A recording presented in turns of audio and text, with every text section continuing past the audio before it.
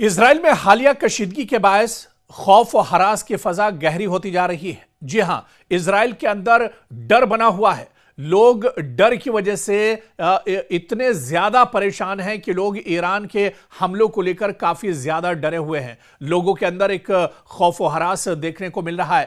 دراصل اسرائیل میں حالیہ کشیدگی کے باعث جس طرح سے اسرائیل اور امریکہ نے ایران پر حملہ کیا ہے، اس کے بعد ایران جس طرح سے پلٹ وار کر رہا ہے، ایران کی طرف سے جس طرح سے اینٹ کا جواب پتھر سے دیا جا رہا ہے، اس کے بعد اسرائیل میں اب کشیدگی بڑھ گئی ہے۔ لوگوں میں خوف و ہراس کی فضا گہری ہوتی جا رہی ہے۔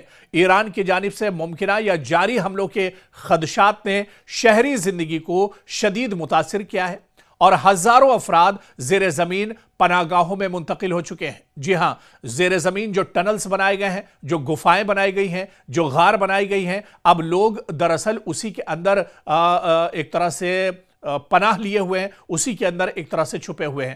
اسرائیل اور ایران کے درمیان دشمنی دراصل کوئی نئی بات نہیں ہے۔ دونوں ممالک کے تعلقات دہائیوں سے کشیدہ ہیں۔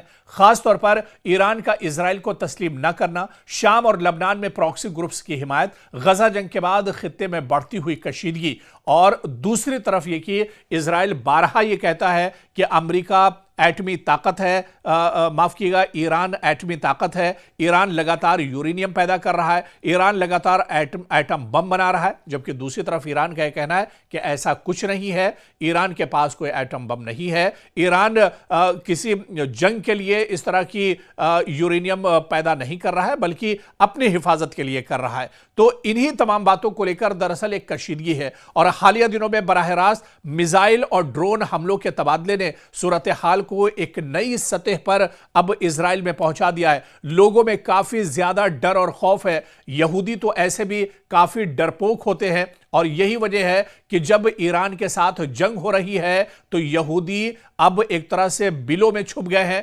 یہودی زیر زمین جو ٹنل ہے اس میں ایک طرح سے پناہ لیے ہوئے ہیں، اور یہی وجہ ہے کہ اسرائیل میں خوف کی فضا چاروں طرف دکھ رہی ہے۔ ایران کی جانب سے بیلسٹک میزائل اور ڈرون حملوں کے خدشات نے شہریوں کو شدید پریشانی میں مبتلا کر دیا ہے۔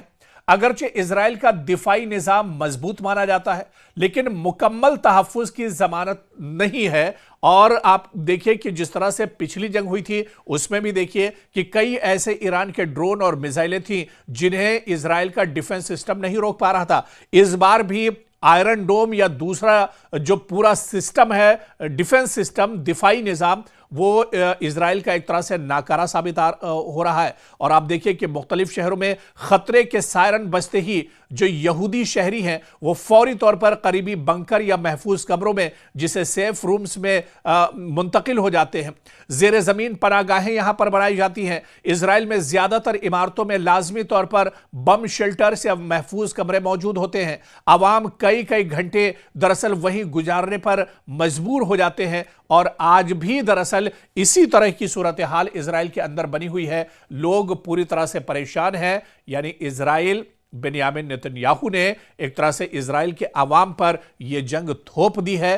حالانکہ یہ خبر بھی آ رہی ہے کہ بنیامین نتنیاہو نے دراصل احتیاطاً ایک طرح سے اسرائیل چھوڑ دیا ہے، وہ اسرائیل چھوڑ کر بھاگ گئے ہیں، اور ان کی عوام کہیں نہ کہیں اب اس جنگ کو ایک طرح سے جھیل رہی ہے۔ عوام دراصل پریشانیوں کا سامنا کر رہی ہے۔ عوام کے سامنے دراصل اب اتنی زیادہ پریشانی ہے کہ زیادہ تر یہودی آبادی اپنا زیادہ تر جو وقت ہے وہ زیر زمین جو ٹنلز بنے ہوئے ہیں، جو گفائیں بنی ہوئی ہیں، اس میں ایک طرح سے اپنے دن رات گزار رہے ہیں۔ تو ایک ڈر اور خوف ایرانی حملوں کا لگاتار اسرائیل کے اندر دیکھنے کو مل رہا ہے۔